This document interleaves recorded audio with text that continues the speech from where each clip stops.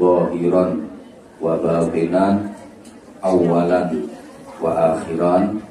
Saya bersama keluarga atas semua kesalahan dan dosa-dosa, disengaja atau tidak, mohon maaf yang sebesar-besarnya kepada panjenengan semua.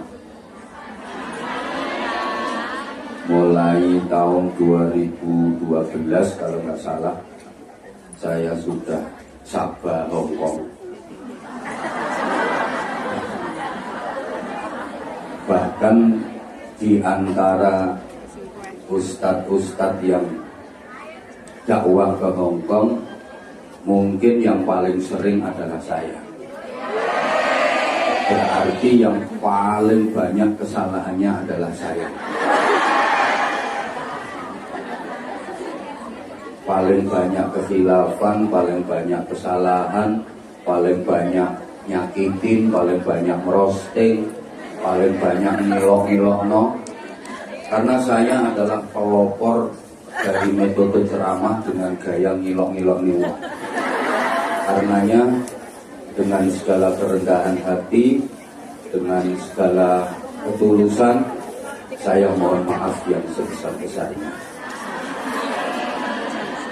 Beriring doa, mudah-mudahan semua ibadah kita, utamanya ibadah di bulan Ramadan, diterima oleh Allah Subhanahu wa Ta'ala.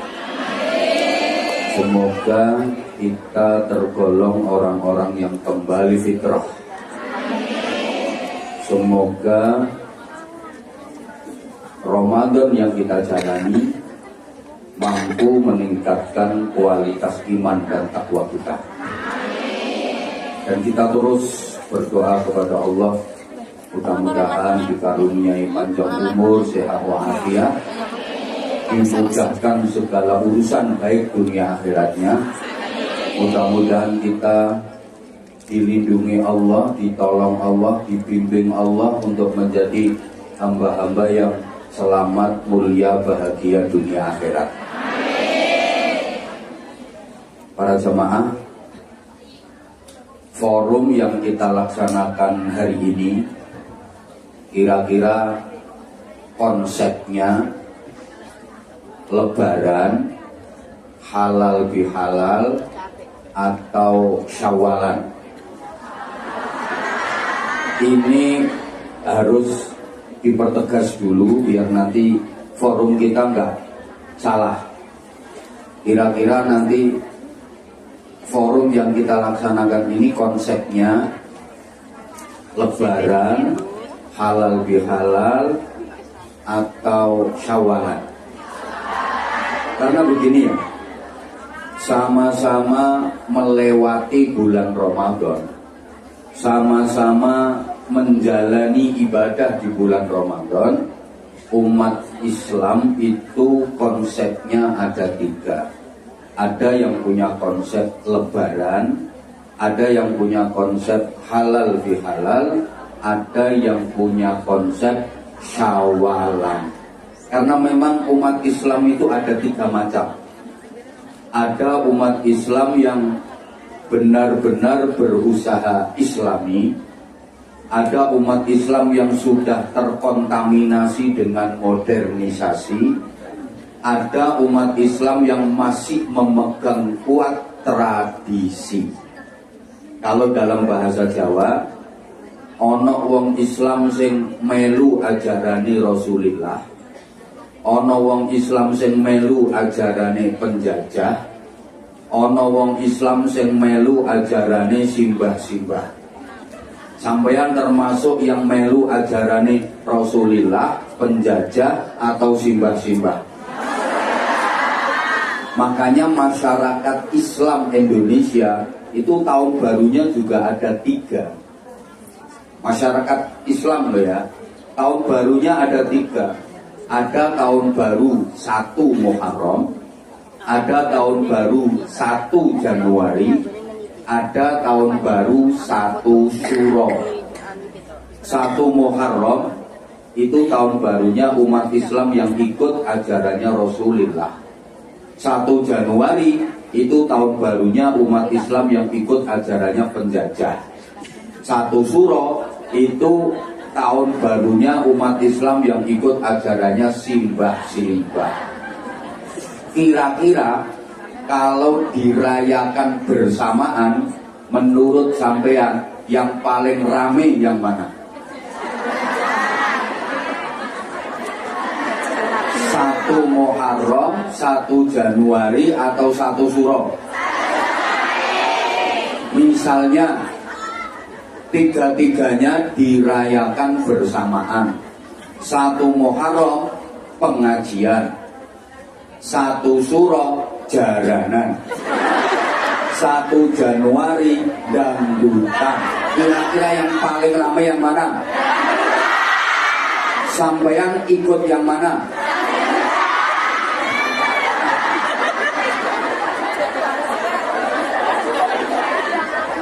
Nah, demikian pula sama-sama menjalani ibadah Ramadan.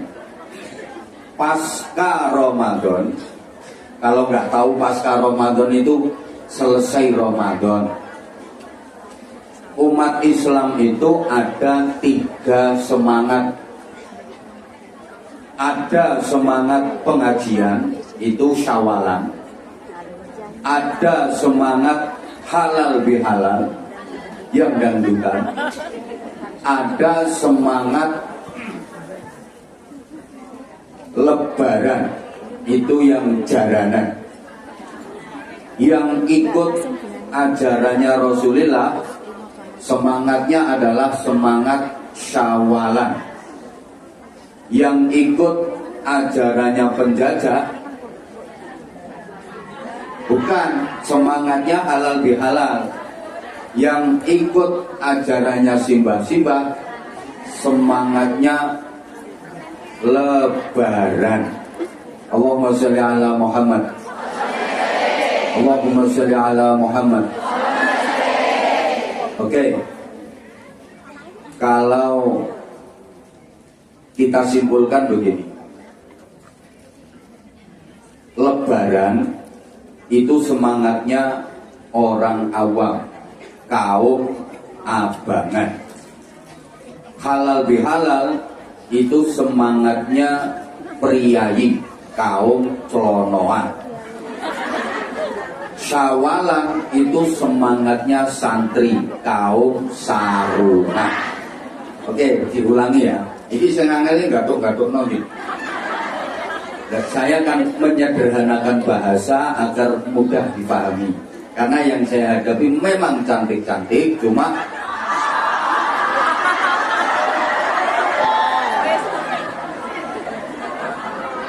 Lebaran itu semangatnya, maaf, orang awam yang nggak bisa ngaji, kaum abangan. Rumah tuh biasa disebut kaum abangan. Orang awam yang nggak bisa ngaji biasa disebut kaum abangan. Kalau halal bihalal semangatnya priayi dan masa kini, kaum celonoan. Sedangkan Syawalan itu semangatnya santri, kaum sarungan. Gini ya, semangat Lebaran, semangatnya kaum awam itu begini. Bulan Ramadan dianggap sebagai bulan penjara. Amaliyah Ramadan adalah kerja paksa, sehingga hari-hari dilalui dengan terpaksa dan menderita. Maka di akhir Ramadan yang dipikirkan itu ya kapan lebarannya, kapan selesainya. Ngeluh, mbuh poso ora barbar. Kenapa kok yang diharapkan puasa segera berakhir? Sebab sebelum Ramadan berteman dengan setan. Sebelum Ramadan dia kawannya setan. Begitu masuk bulan Ramadan, setan di penjara. Dia sedih, pisah sebulan dengan kawannya yang di penjara itu rabetah.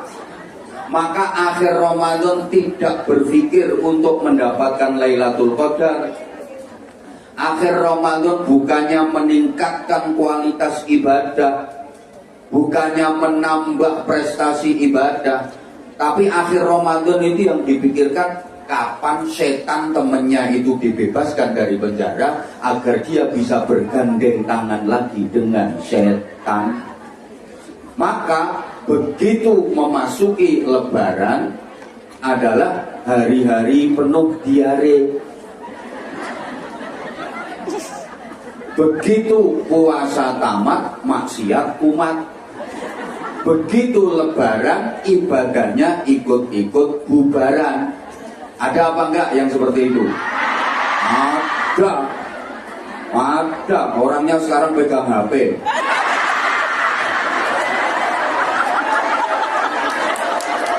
Begitu Ramadan selesai, ibadahnya ikut-ikutan selesai. Coba Ramadan dilatih sholat malam dengan tarawih dan witir, itu kan latihan sholat malam. Sekarang Ramadan udah selesai, sholat malamnya terus nopo prei. Alhamdulillah. Yang ngomong terus itu kayaknya meragukan.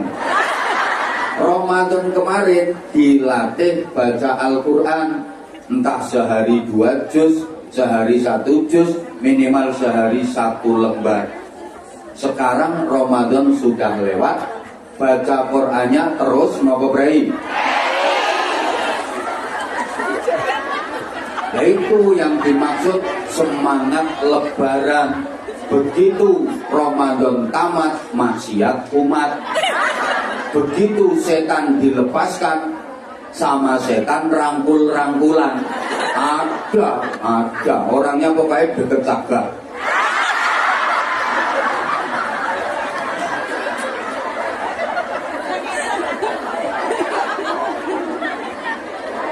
Kalau halal bihalal itu umum.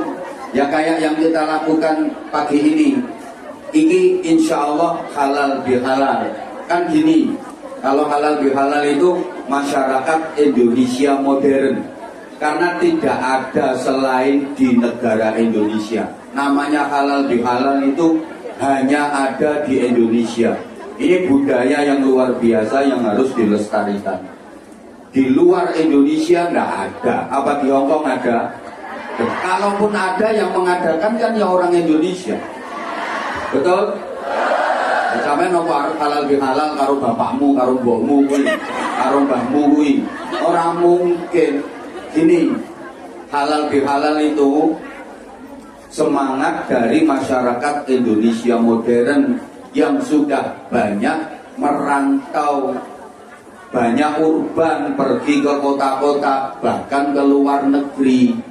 Ketika 1 Syawal kan libur, yang kerja di kantor ya libur, yang kerja di pasar ya libur, yang di instansi ya libur. Maaf, yang di rumah tangga, yang di berbagai sektor pekerjaan semuanya libur. Makanya pengen pulang kampung. Waktu di kampung mau silaturahim ke semua keluarga, waktunya terbatas karena liburannya itu terbatas. Sehingga mencari cara yang simpel bagaimana supaya silaturahim ke semua keluarga itu bisa ditempuh dalam waktu yang singkat.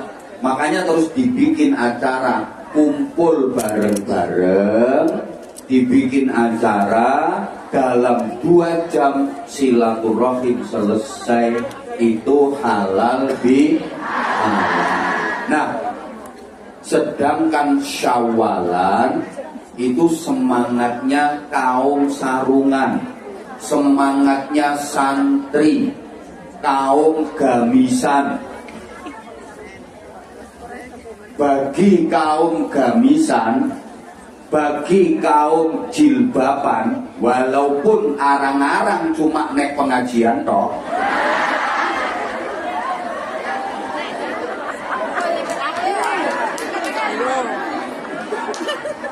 Idul Fitri itu cuma 1 hari tok til.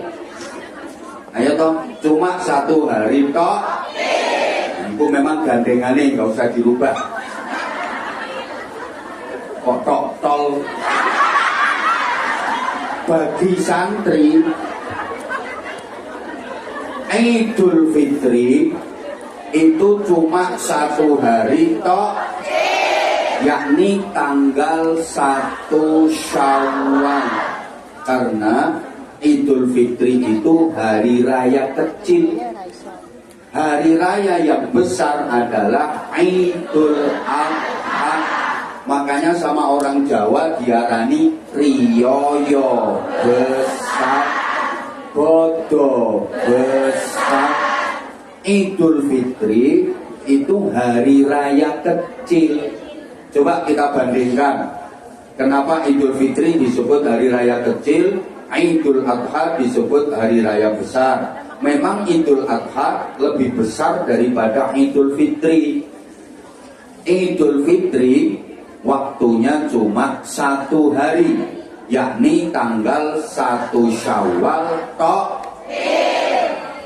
Sedangkan Idul Adha waktunya 4 hari. Tanggal 10 Zulhijjah ditambah 3 hari tasyrik, 11, 12, dan 13 Zulhijjah. Dari segi waktu aja Idul Fitri kalah. Idul Fitri cuma 1 hari, Idul Adha 4 hari. Kemudian Idul Fitri hanya nyembelih ayam. Sedangkan Idul Adha nyembelih sapi. Ayam dengan sapi lebih besar. Idul Fitri hanya mengeluarkan zakat fitrah yang nilainya kurang lebih beras 3 kilogram. Cuman itu. Kalau Idul Adha bagi yang mampu mengeluarkan biaya untuk melaksanakan ibadah haji. Yang belum mampu disyariatkan berkorban. Ayo, zakat fitrah yang cuma 2,8 ons. Kok 2,8 ons? 2 kilogram 8 ons. Dengan korban minimal kambing. Soalnya nggak boleh korban yang boleh tekek. Biayanya besar mana? Makanya Idul Fitri disebut hari raya kecil, Idul Adha hari raya besar.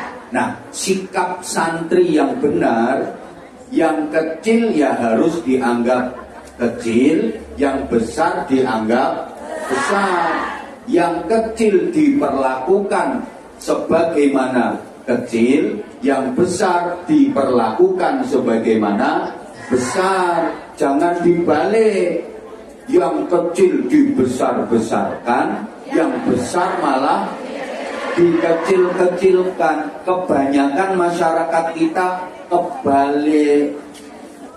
Idul Fitri yang harusnya hari raya kecil, biayanya malah dibesar-besarkan.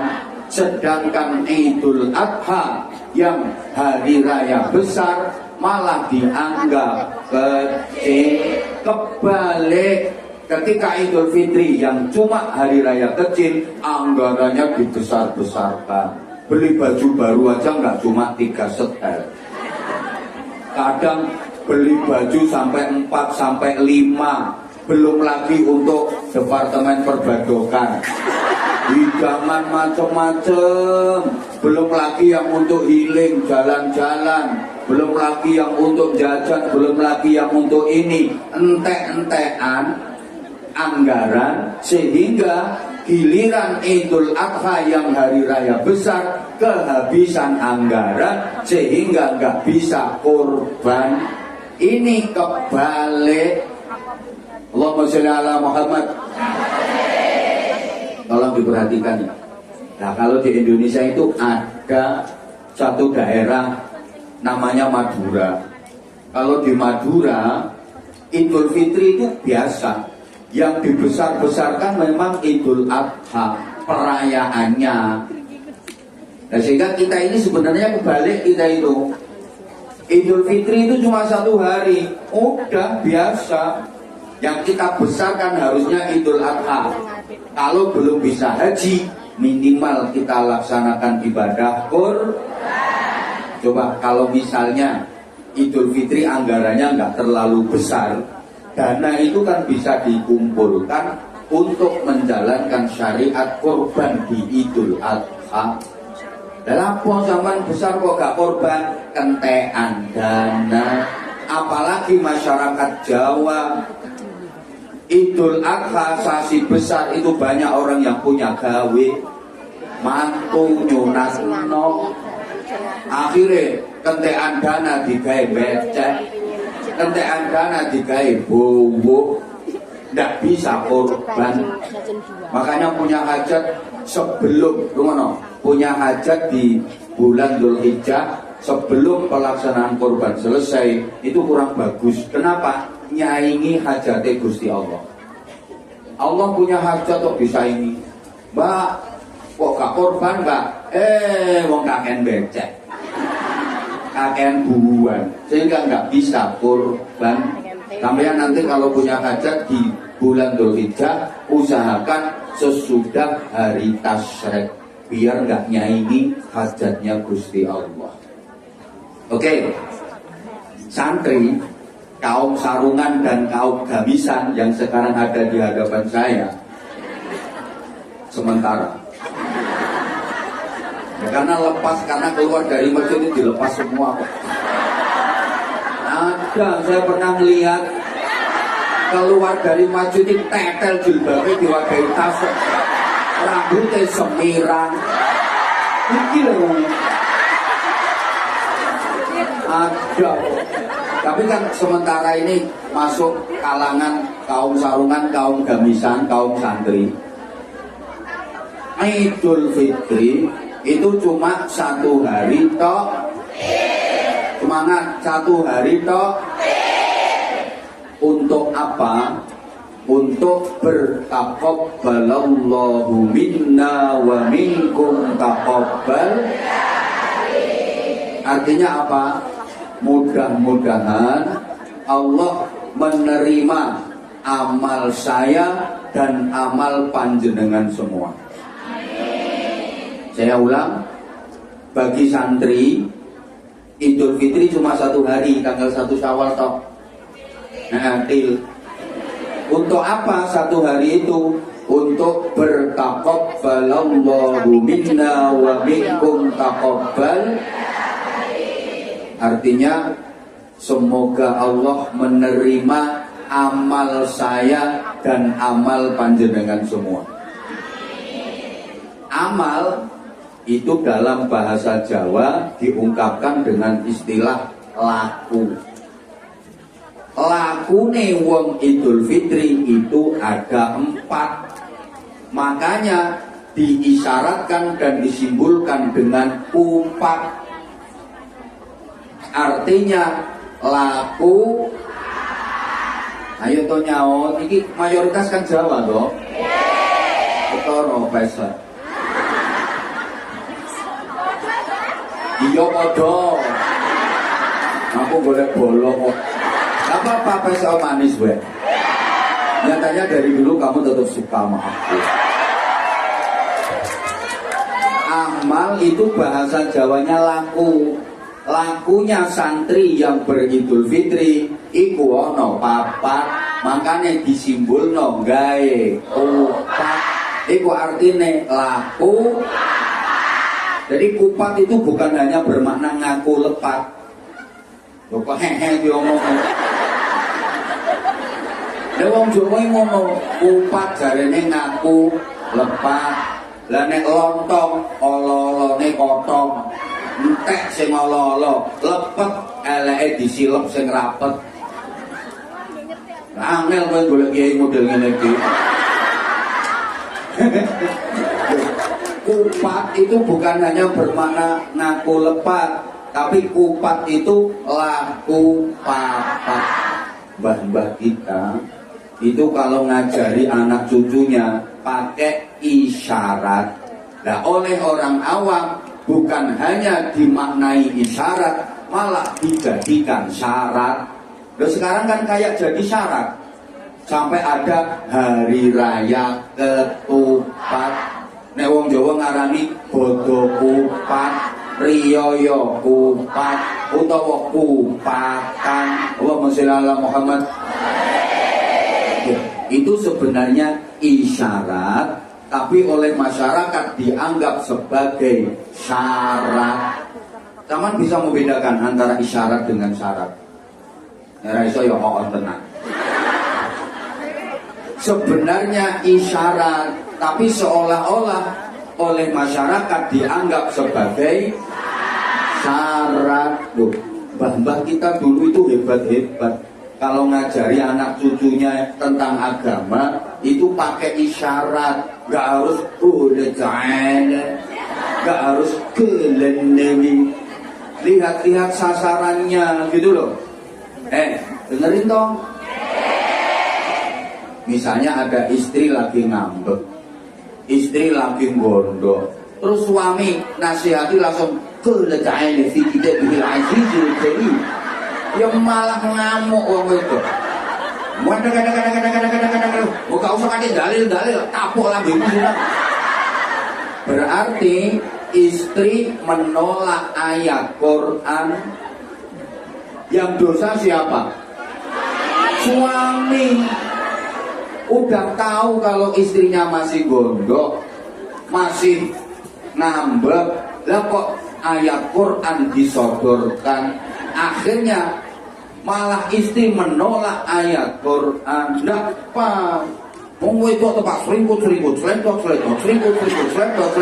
Tak boleh menyakiti suami. Nggak akan kamu bisa mencium bau surga. Kau dan Nabi Sallallahu Alaihi Wasallam. Saya bilang, pret.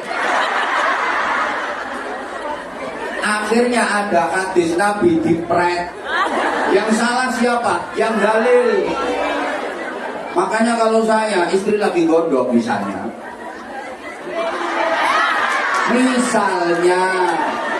loh, berarti pernah digondoi? Ya. Coba ngomong asli. Saya nggak pernah qala ta'ala qala Nabi. Padahal saya tukang dalil. Tapi kalau istri lagi ngambek, lagi gondok, gak mungkin saya kasih qala ta'ala qala Nabi. Karena saya tahu pasti akan ditolak. Kalau ditolak, dia nolak Quran, dia nolak hadis, saya yang nanggung dosa besar. Terus gimana?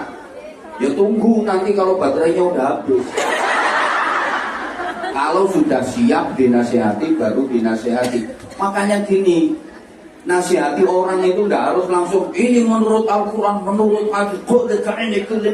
Lihat-lihat dulu orangnya udah siap belum nampung itu nasihat. Kalau mbah-mbah kita bijaksana, biasanya pakai isyarat. Karena apa? Belum siap menerima ayat Quran, belum mampu nampung hadis Nabi Muhammad. Kayak contoh ini, kalau pengen selamat dari balak dan musibah dunia akhirat, disuruh bersedekah. Lagi wong kepian langsung ditui kulin Nabi Sallallahu Alaihi Wasallam. Misalnya, as-sadaqatu tadfa'ul bala dan seterusnya. Gak paham. Masak nasi, kayak ono iki, ono sayure kulup, ono ingkunge, ono ngene jenenge selamatan supaya uripmu dikongkon gawe tumpeng. Dhuwure lincip diarani buceng. Kuwi ana maknane tumpeng 5 waktu sing mempeng. Jangan tinggalkan sholat 5 waktu. Dhuwur lincip diarani buceng. Lek nyebut sing kenceng, perbanyak zikir. Loh, itu ayat Qur'ane ya ayyuhalladzina amanu dzkurullaha dzikran katsira wasabbihuhu bukratan wa asila. Tapi sama mbah-mbah kita nggak usah dibaca ayatnya, bucek nyebuto sing kenceng perbanyak dikit. Hari-hari itu terus dipleset no tumpeng nek pengen metu kudu sing mempeng. Buceng ben iso mlebu kudu kenceng. Mlebune ngati. Kasih iki tak antemi bisa pikirannya. Pikir kayak gini, Bu. Dilanjut gak ini? Ini nanti ada kaitannya dengan kupat laku. Kayak mantenan. Itu penuh isyarat. Akhirnya sama masyarakat dijadikan seolah-olah itu syarat. Contoh ya, ini zaman kuno. Ya sampai sekarang juga masih ada. Manten ketika resepsi duduk di pelaminan itu didampingi anak kecil 2 kanan kiri. Biasanya disebut domas. Itu kalau orang dulu ngarani kembar mayang. Betul? Mulane dipilihno arek sing ukurane padha wajahe rada mirip. Namanya kembar mayang. Kembar kuwi padha, mayang kuwi beda. Loh, padha tapi beda. Kembar itu sama, mayang itu berbeda. Jadi sama tapi berbeda. Maksudnya gimana? Suami istri, laki-laki dan perempuan, sebagai suami istri itu tujuannya sama, visi dan cita-citanya sama, tapi orangnya berbeda, karakternya berbeda. Wong lanang karo wedok. Kalau tujuannya sama, seperti listrik, supaya lampu bisa nyala, kabelnya harus berbeda. Tujuannya sama, lampu nyala, tapi kabelnya harus berbeda, positif dan negatif, plus dan minus. Coba misalnya, halo, listrik itu lampunya, kabelnya sama-sama plus atau sama-sama negatif. Konslet malah. Halo? Lah orang nikah kok padha lanange. Orang nikah kok padha wedoke. Konslet itu namanya LGBT. Woi. Paham enggak ini? Laki dengan perempuan, suami dan istri tujuannya sama, tapi orangnya beda. Karena memang laki-laki dengan perempuan itu karakternya akan berbeda. Laki-laki itu suka mengecilkan sesuatu yang besar, sedangkan perempuan itu suka membesarkan sesuatu yang kecil. Ternyata anda begitu. Pikiranmu ini. Memang wong lanang kuwi senengane nyilekno barang sing gede. Masalah besar ini lo dianggap kecil karo wong lanang. Alah ngono wae kok, cilik gampang enteng itu wong lanang. Tapi lah wong wedok kuwi senengane gedhekno barang sing cilik. Mulane barang cilik karo wong wedok dadi gede.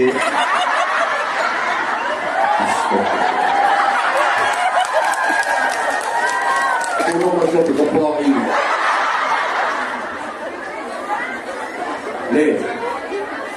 Masalah ya Allah, apa kok tak terang ini? Masalah kecil, iku lek kecekel wong wedok iso dadi masalah. Betul? Lene wong lanang masalah gede bagi laki-laki bisa jadi dianggap sebagai masalah kecil. Ngono lho maksudnya. Laki-laki dengan perempuan itu karakternya berbeda. Laki-laki itu kreatif, kalau perempuan itu sensitif. Laki-laki itu lebih menggunakan pikiran, kalau perempuan lebih menggunakan perasaan. Makanya kalau jadi suami istri kok cekcok, biasanya suami sering ngomongin gini ke istrinya, Kamu itu lo nggak mikir, makanya tuh opo-opo mikir, akhirnya wong itu ora gelem mikir. Terus sing itu, ya sampeyan wong lanang kok ora ngrasakno dadi wong itu.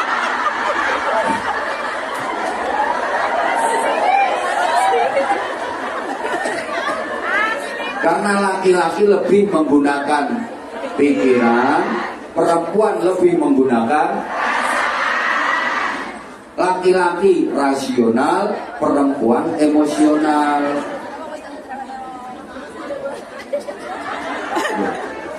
Misalnya rumah dimasuki ulo, budi keloket. Wong lanang nek weruh ana ulo mlebu omah, langsung gawe pikiran, mikir gimana caranya ngusir ular, gimana caranya membunuh ular, golek gepuk pentungi ulone. Ngono. Lah nek wong wedok omah dileboni ular,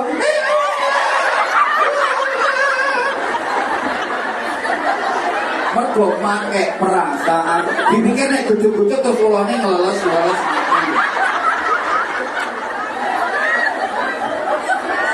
Gak gawe pikiran tapi gawe paham.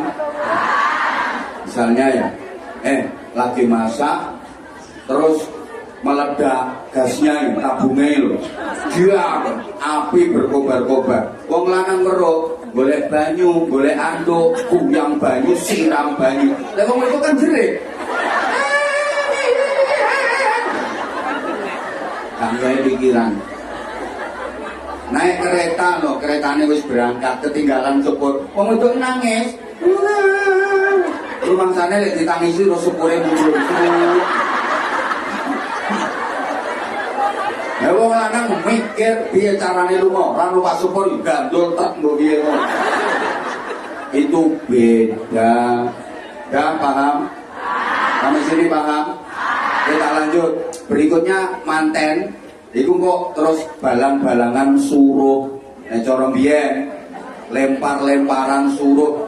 Suruh ini maksudnya ora kok kesusu pengen weruh.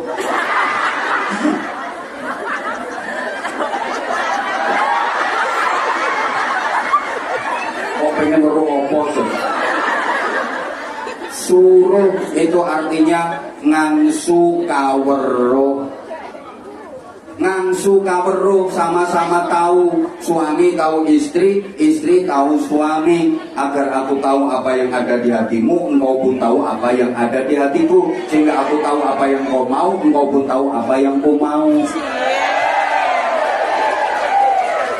Kalau dalam ayat Qur'annya lita'arofu, agar suami istri itu saling mengetahui dan saling mengenal.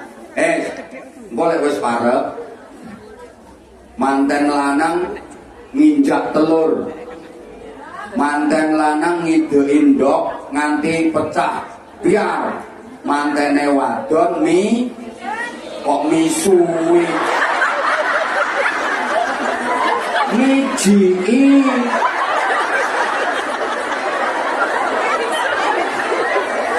Mosok manten lanang ngidein ndok biar terus itu misu.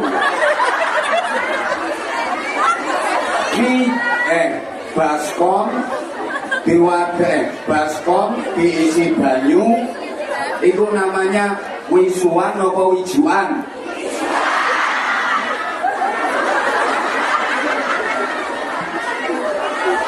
Misuin apa wiji? Biar misu biar.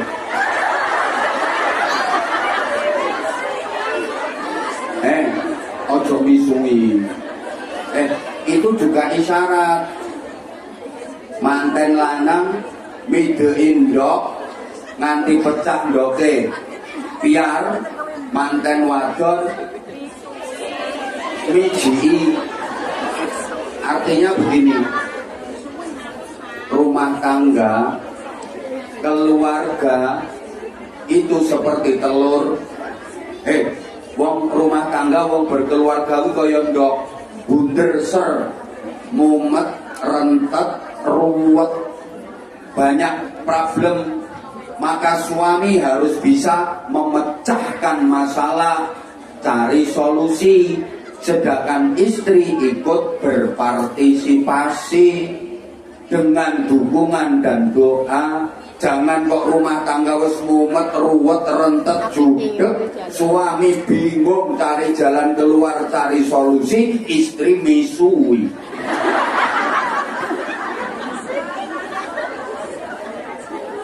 Makanya istri harus punya rem lambe, suami harus punya rem tangan. Iya, seringkali kasus kekerasan dalam rumah tangga terjadi, ketidakharmonisan, percekcokan itu karena istri nggak punya rem tangan, rem lambe, suaminya nggak punya rem tangan. Sing itu orang dua rem lambe. Ono masalah iki. Sing lanang orang dua rem tangan, plok, plok, plok. Istrinya etek-etek, suaminya plok. Maka keluarganya jadi keluarga yang mereknya etek-etek, etek-etek.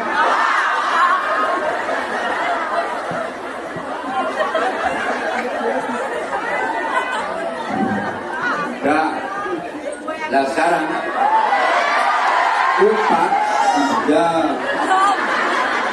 ini udah kemarin ya oh masih rindu sama aku juga sama, bukan cuma angin rindu tembus ke relung kalbu. Kemarin sampai Bunda Nuris nelpon ke saya, dongakno, apa? Ini jamaahnya gak ono karena ini lebaran, momennya momen lebaran, tiketnya saya utuh, jamaahnya gak ono. Gitu. Aku yang mikir, musuh Anwar itu gak payu rek namanya.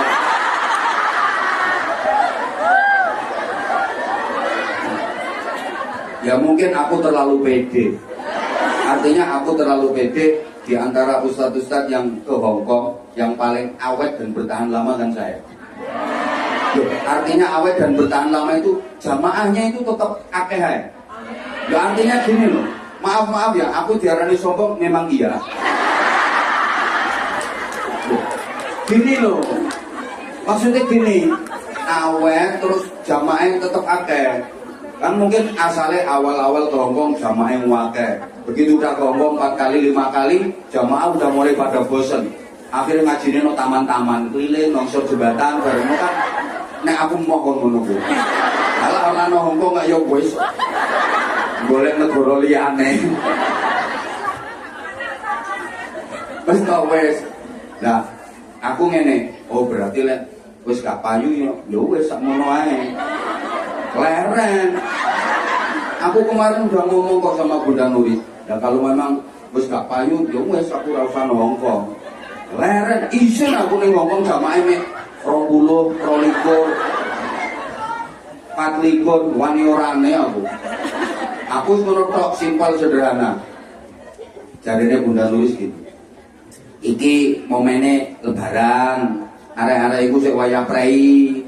Preian biasane nek lebaran iku ya wonge gak pati akeh. Aku ya terus ngene, lha wis ngerti lebaran kok ya gawe nang majelis. Ujung-ujungnya aku tiga kelinci percobaan meneh. Ngomel-ngomel, ngamuk-ngamuk ngomel-ngomel, tiketnya saya utuh. Utuh ya wis. Terus akhirnya tak kono ini, lek kirong-kirong kok gak ono jamaahe, iku dibatalno ae. Aku ndak usah berangkat, ndak apa-apa. Ya isin ya wis kok. Loh nanti bulan 5 kan insya Allah aku ke Hongkong bareng sama Habibidin, sama Azael. Ya sekalian dibarengno iku ae. Ngono ae. Sama lihat keplok-keplok itu bukan karena Abah Anja, tapi karena Azael ya. Ya wis aku gak usah melu ya. Hah? Halo? Ya kan kalau memang karena Azaelnya, ya udah aku gak usah melu. Oh dua-duanya. Ya wis. Sudah lek ngono aku. Lek aku memang ya. Oh tiketnya udah kepegang. Ya udah, Aku itu gini loh, kalau memang aku nggak dibutuhkan, aku yang nggak usah datang. Kayak kemarin waktu bulan urus ngomel-ngomel itu, tiketnya saya foto, utang ya wes. Terus ngomong ini, disuwok tak? Aku bilang, apa hubungannya tiket ambil sini? Mungkin kita disuwok ini. Ini kapan tiketnya? Sama nggak ngerti kok. Rumahnya toh? Kapan tiketnya saya akeh? Aku dikongkong nyowo. Terus dia ngono, lek gak telepon yo WA. Tiketnya disuwok. Aku sampai gini, bukan nanti kalau tanggal 6 April ini aku ke Hongkong, kalau jamaahnya ndak ada, ya udah wes terakhir aku dekan di Hongkong mana. Rumah aku sampai nggak video. Bapak garu tau videonya. Aku sampai nggak video. Biasanya kan aku nggak pernah loh. Aku asli izin aku asli. Ini sajane rahasia ini. Tapi nggak apa loh, ini jamaah ini keluarga aku kabeh. Aku tuh mulai dulu, kenapa kok awet di Hongkong? Karena jamaah Hongkong itu bagian dari keluargaku. Aku nggak pernah menganggap orang lain, karena jamaah Hongkong itu bagian dari keluargaku. Walaupun misalnya jamaah lama udah pulang, terus ini kan banyak tuh jamaah baru. Orang sing nang Hongkong lagi 3 bulan, 4 bulan ada yang baru. Iya, kalau sampeyan ini loh penganyaran juga aku ngerti. Tapi gini loh, tapi nyatanya ya tetap ikut majelis kita. Semua saya nggak pernah menganggap orang lain bagian dari keluarga saya. Karena apa? Hongkong ini banyak membantu pesantren kita. Sehingga semua saya anggap bagian dari keluarga. Itu pula yang menyebabkan saya awet di sini. Dan jamaahnya alhamdulillah ya tetap ono ae. Aku sampai ngomong ke Bunda Nuri, ya udah kalau kus kaum jamaah berarti wong Hongkong surat doyan karo aku. Aku ora usah ning Hongkong. Guys, karena sunggah. Lah berarti kan Hongkong wis ora doyan aku to. Wis ora doyan yo wis aku ngono.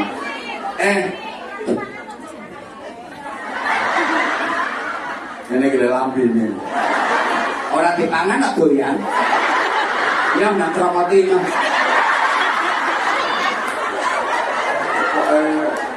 Perang gundam ya. Dan nanti kalau memang saya udah waktunya mundur ya, mudah-mudahan mohon doanya gilirannya Bima yang ke Hongkong nanti. Nyuwun dongane nggih. Sekarang dia masih ta'allum, masih belajar. Jadi nanti kalau waktunya tiba, mau nggak mau ya harus mau. Paksa lah. Gelem ra gelem ya kudu gelem. Makanya nanti yang mau sepatah 2 patah kata ya tetap tak ngomong. Ya mosok kok ning pinggirku ngene iki meneng tok. Lah aku tambah isi to dibandingno. Lah anake ganteng ngono kok. Allahumma sholli ala Muhammad. Allahumma sholli ala Muhammad. Oke, sakit. Tak sambung dulu sampai mana tadi? Kupat. Oke. Laku apa itu? Laku papat bagi santri yang beridul fitri. 1. Takbiran. Ayat Qur'ane walitukmilul iddata walitukabbirullaha ala ma hadakum. Ketika bilangan Ramadan sudah sempurna, maka malam bertakbiranlah. 1 apa? Yo gak nyaut. Ngopo chattingan no. Kalau kudu ngireng nih. Kudu ngireng kono kudu kene. Sing kene malah fisik. 1 takbiran. 2 bayar zakat fitrah. 3 pagi harinya sholat id. 4 silaturahmi. Ini laku papat bagi santri yang beridul fitri. 1. Takbiran, 2. Zakat fitrah, 3. Sholat id, 4. Silaturahmi. Oke, bagi santri laku papat ini selesai dalam 1 hari. 1 Syawal 4 ini selesai. Takbiran, zakat fitrah, sholat id, silaturahim. 1 hari selesai. Tanggal 1 Syawal. Nanti mulai tanggal 2 santri sudah mengikuti sunnah Nabi. Sudah tidak lagi senang-senang poya-poya, betul. Tapi mulai mengikuti sunnah Nabi. Apa itu? Puasa Syawal. Siapa yang berpuasa 6 hari di bulan Syawal, maka pahalanya seperti puasa setahun penuh.